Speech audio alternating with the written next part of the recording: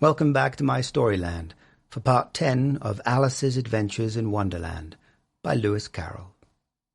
Are you ready? Then let's begin. Chapter 10, The Lobster Quadrille. The Mock Turtle sighed deeply and drew the back of one flapper across his eyes. He looked at Alice and tried to speak, but for a minute or two sobs choked his voice. "Same as if he had a bone in his throat," said the Griffin, and it set to work shaking him and punching him in the back. At last the Mock Turtle recovered his voice, and, with tears running down his cheeks, he went on again. "You may not have lived much under the sea." "I haven't," said Alice. "And perhaps you were never even introduced to a lobster." Alice began to say, "I once tasted," but checked herself hastily and said, "No, never." "So you can have no idea what a delightful thing a lobster quadrille is?" "No, indeed," said Alice. "What sort of dance is it?" "Why," said the Griffin, "you first form into a line along the seashore." "2 lines," cried the Mock Turtle. "Seals, turtles, salmon, and so on. Then, when you've cleared all the jellyfish out of the way—" "That generally takes some time," interrupted the Griffin. "You advance twice." "Each with a lobster as a partner," cried the Griffin. "Of course," the Mock Turtle said. "Advance twice, set to partners." "Change lobsters and retire in the same order," continued the Griffin. "Then, you know," the Mock Turtle went on, "you throw the—" "The lobsters," shouted the Griffin, with a bound into the air, "as far out to sea as you can." "Swim after them," screamed the Griffin. "Turn a somersault in the sea," cried the Mock Turtle, capering wildly about. "Change lobsters again," yelled the Griffin at the top of its voice. "Back to land again, and that's all the end of the first figure," said the Mock Turtle, suddenly dropping his voice, and the two creatures, who had been jumping about like mad things all this time, sat down again very sadly and quietly and looked at Alice. "It must be a very pretty dance," said Alice timidly. "Would you like to see a little of it?" said the Mock Turtle. "Very much indeed," said Alice. "Come, let's try the first figure," said the Mock Turtle to the Griffin. "We can do without the lobsters, you know. Which shall sing?" "Oh, you sing," said the Griffin. "I've forgotten the words." So they began solemnly dancing round and round Alice, every now and then treading on her toes when they passed too close, and waving their forepaws to mark the time, while the Mock Turtle sang this very slowly and sadly. "Will you walk a little faster?" said a whiting to a snail. "There's a porpoise close behind us, and he's treading on my tail. See how eagerly the lobsters and turtles all advance. They are waiting on the shingle. Will you come and join the dance? Will you, won't you, will you, won't you, will you join the dance? Will you, won't you, will you, won't you join the dance? You can really have no notion how delightful it will be when they take us up and throw us with the lobsters out to sea." But the snail replied, "Too far," and gave a look askance. Said he thanked the whiting kindly, but he would not join the dance. Would not, could not, would not, could not, would not join the dance. Would not, could not, would not, could not join the dance. "What matters it how far we go?" his scaly friend replied. "There is another shore, you know, upon the other side. The further off from England, the nearer it is to France. Then turn not pale, beloved snail, but come and join the dance. Will you, won't you, will you, won't you, will you join the dance? Will you, won't you, will you, won't you join the dance?" "Thank you. It's a very interesting dance to watch," said Alice, feeling very glad that it was over at last.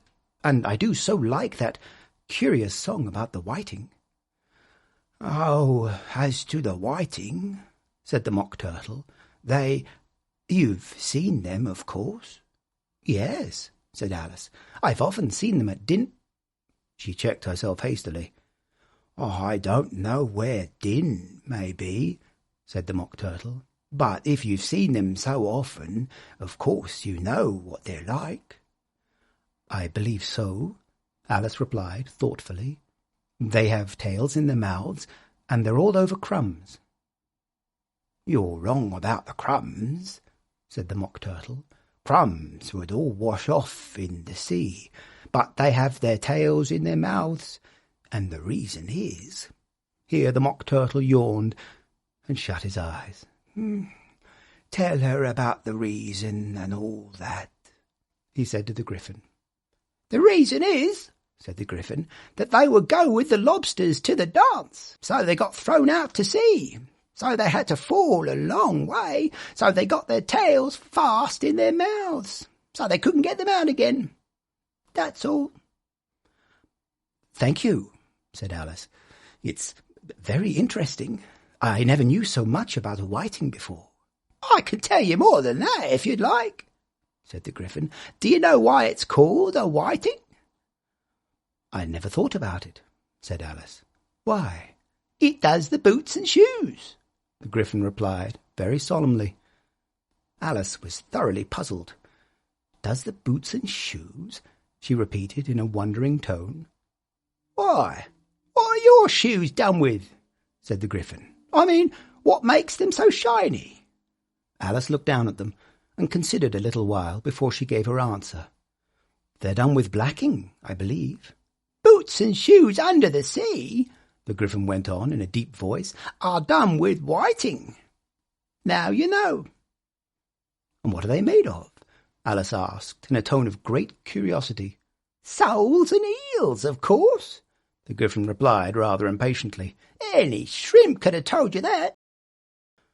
If I'd been the whiting, said Alice, whose thoughts were still running on the song, I'd have said to the porpoise, keep back, please, we don't want you with us. Oh, they were obliged to have him with them, the Mock Turtle said. No wise fish will go anywhere without a porpoise. Wouldn't it really? Said Alice in a tone of great surprise. Of course not, said the Mock Turtle. Why, if a fish came to me and told me he was going on a journey, I should say, with what porpoise? Don't you mean purpose? Said Alice. I mean what I say, the Mock Turtle replied in an offended tone, and the Griffin added, Come, let's hear some of your adventures. Well, I could tell you my adventures, beginning from this morning, said Alice a little timidly, but it's no use going back to yesterday, because I was a different person then. Explain all that, said the Mock Turtle. No, the adventures first, said the Griffin in an impatient tone. Explanations take such a dreadful time. So Alice began telling them her adventures from the time when she first saw the white rabbit. She was a little nervous about it just at first. The two creatures got so close to her, one on each side, and opened their eyes and mouths so very wide. But she gained courage as she went on. Her listeners were perfectly quiet till she got to the part about her repeating, You are old Father William, to the caterpillar, and the words all coming different. And then the Mock Turtle drew a long breath and said, That's very curious. It's all about as curious as it can be, said the Griffin. It all came different, the Mock Turtle repeated thoughtfully. I should like to hear her try and repeat something now. Tell her to begin. He looked at the Griffin as if he thought it had some kind of authority over Alice. Stand up and repeat, "'Tis the voice of the sluggard," said the Griffin. How the creatures order one about, and make one repeat lessons, thought Alice. I might as well be at school at once. However, she got up and began to repeat it, but her head was so full of the Lobster Quadrille that she hardly knew what she was saying, and the words came very queer indeed. "'Tis the voice of the lobster," I heard him declare. "You have baked me too brown, I must sugar my hair.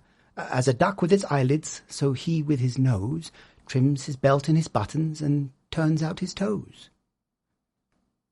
"That's different from what I used to say when I was a child," said the Griffin.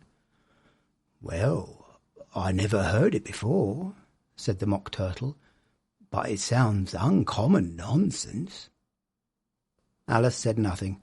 She had sat down with her face in her hands, wondering if anything would ever happen in a natural way again. "I should like to have it explained," said the Mock Turtle.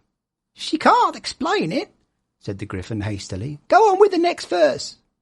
"But about his toes," the Mock Turtle persisted. "How could he turn them out with his nose, you know?" "It's the first position in dancing," Alice said, but was dreadfully puzzled by the whole thing and longed to change the subject.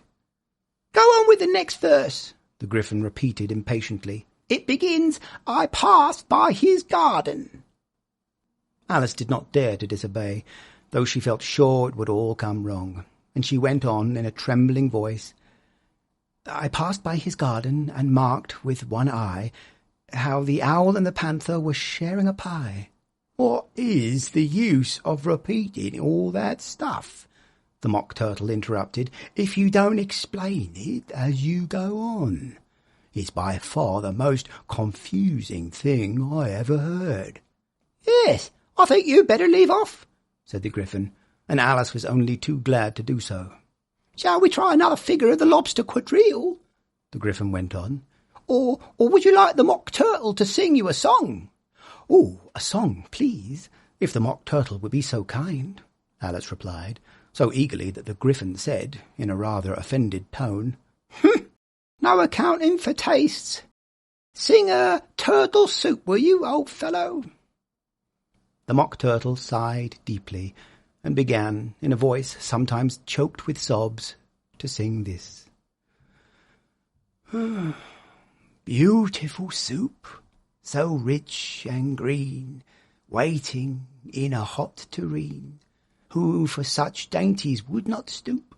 Soup of the evening, beautiful soup, soup of the evening, beautiful soup, beautiful soup, beautiful soup, soup of the evening, beautiful, beautiful soup. Beautiful soup, who cares for fish, game, or any other dish?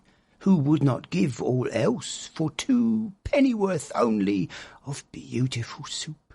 Pennyworth only of beautiful soup, beautiful soup, beautiful soup, soup of the evening, beautiful, beautiful soup." "Chorus again!" cried the Griffin, and the Mock Turtle had just begun to repeat it when a cry of "The trial's beginning!" was heard in the distance. "Come on!" cried the Griffin, and, taking Alice by the hand, it hurried off without waiting for the end of the song. "What trial is it?" Alice panted as she ran, but the Griffin only answered, "Come on!" and ran the faster, while more and more faintly came, carried on the breeze that followed them, the melancholy words, "Soup of the evening, beautiful, beautiful soup." And that is where we'll have to end it today, I'm afraid. I hope you enjoyed this 10th installment of Alice's Adventures in Wonderland. Perhaps I'll see you again. I certainly hope so. Until then.